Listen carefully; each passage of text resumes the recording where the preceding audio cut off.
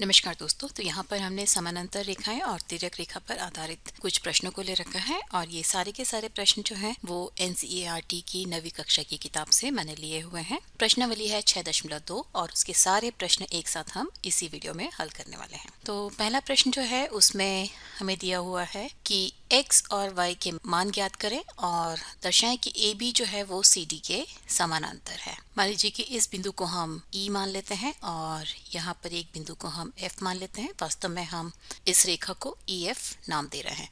तो EF जो है एक सरल रेखा है, मतलब कि कोण X जो है वो बराबर होगा 180 डिग्री माइनस 50 डिग्री के या 130 डिग्री के। ये कोण 50 डिग्री है तो ये बाकी बचा हुआ कोण जो है वो 180 माइनस 50 या 130 डिग्री होगा। और यहाँ पर ये कोण और ये कोण दोनों शीर्षाभिमुख कोण है, मतलब कि कोण Y जो है वो भी बराबर होगा 130 डिग्री के। तो कोण X बराबर है कोण Y के और ये दोनों कोण जो है वो एकांतर अंतः कोण है। और यहाँ पर EF जो है वो एक तिर्यक रेखा है, मतलब कि AB जो है वो CD के समानांतर है। ठीक है, वो क्यों है? क्योंकि एकांतर अंतःकोण जो है वो बराबर है और ऐसा सिर्फ तभी होता है जब दो समानांतर रेखाओं को एक तिर्यक रेखा कट करती है। और अभी हम दूसरा प्रश्न ले लेते हैं। दूसरे प्रश्न में हमें दिया हुआ है कि AB पैरेलल है CD के और CD पैरेलल है EF के। तो इसका मतलब है AB पैरेलल है EF के, क्योंकि हम पहले ही पढ़ चुके हैं कि यदि दो समानांतर रेखाओं में से किसी भी रेखा के समानांतर एक तीसरी रेखा खींची जाती है तो वह रेखा जो है वो पहली रेखा के भी समानांतर होती है, या आप कह सकते हैं कि वो तीनों रेखाएं जो हैं वो आपस में समानांतर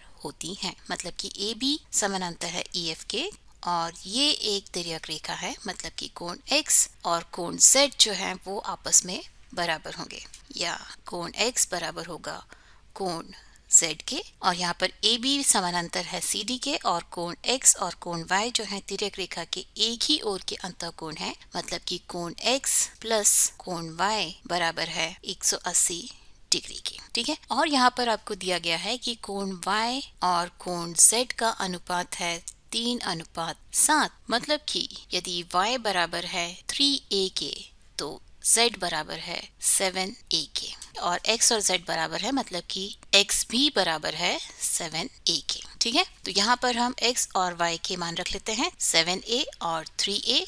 तो ये हो जाएगा 7A प्लस 3A बराबर होगा 180 डिग्री के, या 10A बराबर होगा 180 डिग्री के, या A बराबर होगा 18 डिग्री के।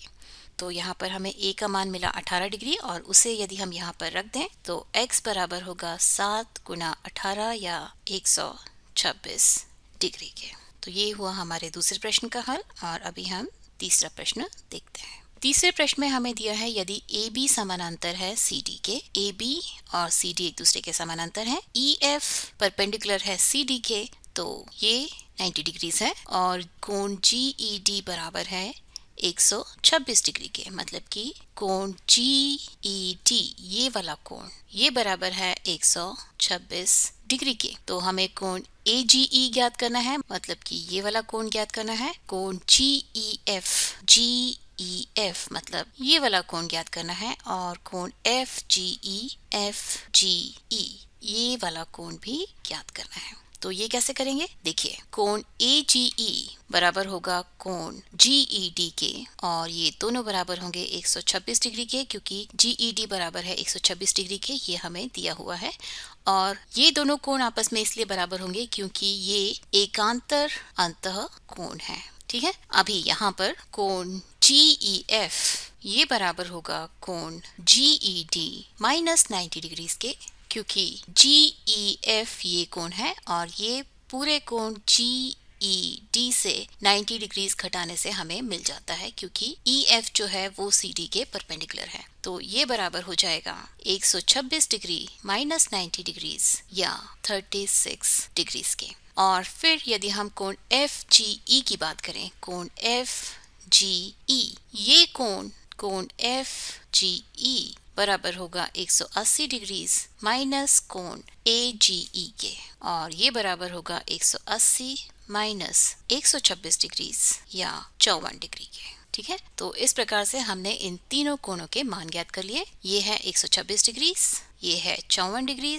और इस कोण का मान है 36 डिग्री। और यदि अभी हम चौथे प्रश्न की बात करें तो चौथे प्रश्न में हमें दिया है पी क्यू पैरेलल है एस टी के और कोण पी क्यू आर बराबर है 110 डिग्री के और आर एस टी मतलब कि ये वाला कोण बराबर है 130 डिग्री के। तो हमें कोण क्यू आर एस यानी कि इस कोण को ज्ञात करना है। एक तरीका तो ये है कि आप इस रेखा को इधर बढ़ा दें, तो ये पूरी पी क्यू को जब हम इधर बढ़ाएंगे तो ये पूरा जो है एस टी के समानांतर होगी। और यदि ये कोण 130 डिग्री के हैं मतलब कि ये वाला कोण भी जो है वो 130 डिग्री के बराबर होगा, क्योंकि ये दो समानांतर रेखाओं पर एक तिर्यक रेखा द्वारा बनाए हुए संगत कोण है, तो ये 130 डिग्री के बराबर होगा। और यदि ये 130 डिग्री के बराबर है तो ये बचा हुआ कोण, ये कोण 180 डिग्री माइनस 130 डिग्री या 50 डिग्री के बराबर होगा। तो ये हुआ 50 डिग्री और ये वाला कोण जो है बराबर होगा 180 डिग्रीज माइनस 110 डिग्रीज या 70 डिग्री के, तो ये 70 डिग्री के बराबर होगा। तो ये वाला कोण क्यू आर एस बराबर होगा 180 माइनस 50 माइनस 70 या 60 डिग्री के। तो कोण क्यू आर एस बराबर होगा 60 डिग्री के। और ऐसा क्यों होगा? क्योंकि ये हमारे पास एक त्रिभुज मिल जाता है और त्रिभुज के सभी कोणों का योग जो है 180 डिग्री होता है। तो यदि हम 180 डिग्री में से इस कोण और इस कोण को घटा दें तो हमें बाकी बचा हुआ कोण क्यू आर एस मिल जाएगा, जो कि 60 डिग्री के बराबर होगा। ये है एक तरीका। और इस प्रश्न को हल करने का एक और तरीका है, वो ये है कि हम इस बिंदु R पर इस रेखा पी क्यू के समानांतर एक रेखा खींचें। ठीक है, तो यदि ये रेखा पी क्यू के समानांतर है मतलब कि ये एस टी के भी समानांतर होगी और यहाँ पर इस कोण का मान होगा 180 डिग्री माइनस 130 डिग्री या 50 डिग्री के बराबर। तो ये कोण 50 डिग्री हो जाएगा, क्योंकि ये दोनों कोण जो है वो तिर्यक रेखा के एक ही ओर के अंतः कोण है, तो दोनों का योग जो है वो 180 डिग्री के बराबर होगा। और उसी प्रकार से इस कोण का मान हो जाएगा 180 माइनस 110 मतलब कि 70 डिग्री। और ये पूरी एक सरल रेखा है, मतलब इस बचे हुए कोण का मान होगा 180 माइनस 70 माइनस 50, ये सब डिग्रीज में है, या 60 डिग्री के बराबर। तो आप कैसे भी हल करें, कैलकुलेशन जो है वो ऑलमोस्ट सेम है। दोनों ही केसेस में आपको कोण क्यू आर एस का मान जो है वो 60 डिग्री के बराबर मिलता है। ठीक है, तो ये हुआ प्रश्न क्रमांक 4। और अभी हम प्रश्न क्रमांक 5 की बात करते हैं। प्रश्न क्रमांक 5 में हमें दिया हुआ है ए बी पैरेलल है सी डी के, ए पी क्यू 50 डिग्री है, ये वाला कोण 50 डिग्री है, कोण पी आर डी 127 डिग्री है, कोण पी आर डी यानी कि ये वाला कोण जो है 127 डिग्री है। तो x और y ज्ञात करें। ठीक है, तो यहाँ पर कोण x जो है या कोण पी क्यू आर बराबर होगा कोण ए पी क्यू के, क्योंकि ये दोनों एकांतर अंतःकोण है, और ये बराबर होगा 50 डिग्री के, क्योंकि ए पी क्यू 50 डिग्री के बराबर है। और उसी प्रकार से कोण पी आर डी बराबर होगा कोण आर पी ए के, जो कि बराबर है 50 प्लस y के। और ऐसा क्यों होगा? क्योंकि ये दोनों कोण भी एकांतर अंतःकोण है और कोण पी आर डी बराबर है 127 डिग्री के। तो यहाँ से आपको कोण y बराबर मिलेगा 77 डिग्री के। तो x का मान हुआ 50 डिग्री और y का मान हुआ 77 डिग्री।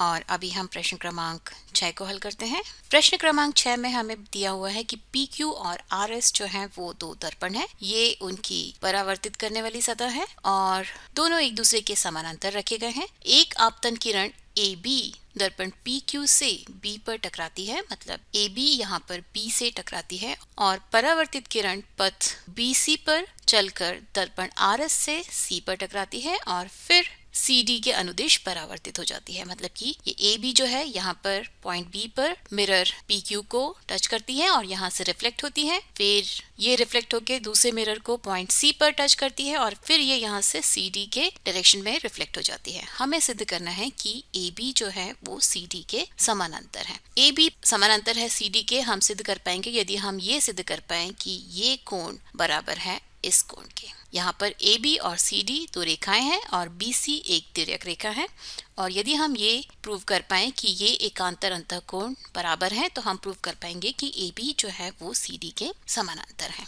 देखिए, परावर्तन के नियम होते हैं कि angle of incidence angle of reflection के बराबर होता है या आपतन कोण परावर्तित कोण के बराबर होता है। मतलब कि यदि जिस बिंदु पर रेखा इस दर्पण को टच कर रही है उस पर यदि हम एक 90 डिग्रीज खींचे, मतलब कि ये कोण 90 डिग्रीज है और ये कोण यहाँ पर 90 डिग्रीज है, तो ये वाला कोण इस कोण के बराबर होता है और ये वाला कोण यहाँ पर ये आपतन कोण है और ये परावर्तित कोण है, यहाँ पर ये दोनों कोण भी बराबर होंगे। ठीक है, अभी इन्होंने ये कहा है कि PQ और RS जो है वो समानांतर रेखाएं हैं, क्योंकि ये दोनों दर्पण जो हैं वो एक दूसरे के समानांतर रखे गए हैं। तो यदि ये कोण 90 डिग्रीज है तो हम इसे और लंबा करें तो ये कोण भी 90 डिग्रीज होगा, क्योंकि ये दोनों इन दोनों समानांतर रेखाओं के बीच के एकांतर अंतः कोण है।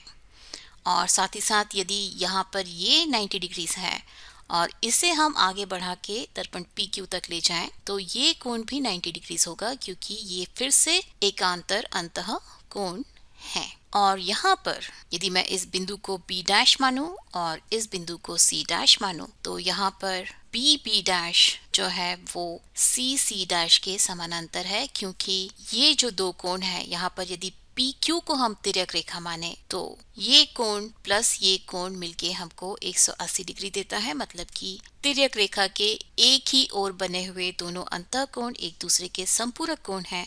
मतलब कि B' और C जो है वे एक दूसरे के समानांतर हैं। और यदि ये समानांतर रेखा है तो यहाँ पर BC जो है वो तिर्यक रेखा हो गई। ठीक है, BC तिर्यक रेखा हो गई, मतलब कि कोण B'BC बराबर होगा कोण BC के।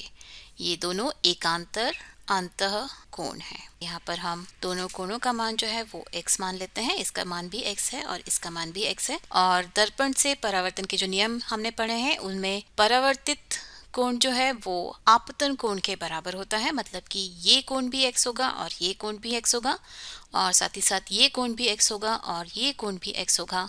मतलब कि कोण ABC बराबर है कोण BCD के और दोनों ही बराबर हैं 2x के। मतलब कि रेखा AB और रेखा CD आपस में समानांतर हैं, क्योंकि ये दोनों कोण फिर से एकांतर अंतः कोण है। रेखा AB और CD के लिए कोण ABC और कोण BCD दोनों ही एकांतर अंतः कोण है। और चूंकि दोनों एकांतर अंतः कोण बराबर है मतलब कि AB जो है वो CD के समानांतर है। तो इस तरह से आप इसको सिद्ध कर सकते हैं। इसमें फिजिक्स का भी एक नियम हमने यूज किया है, वो ये है कि आपतन कोण जो है वो परावर्तित कोण के बराबर होता है। तो इस वीडियो के लिए सिर्फ इतना ही, और अभी हम कुछ और मुश्किल प्रश्न लेंगे इन्हीं नियमों पर आधारित। तो उसके लिए आप मैथ स्मार्ट हिंदी को देखते रहिए, उसे सब्सक्राइब कीजिए और नोटिफिकेशन बेल बजाना मत भूलिए, क्योंकि तभी आपको पता चलेगा कि मेरा अगला वीडियो कब आने वाला है। तब तक के लिए नमस्कार।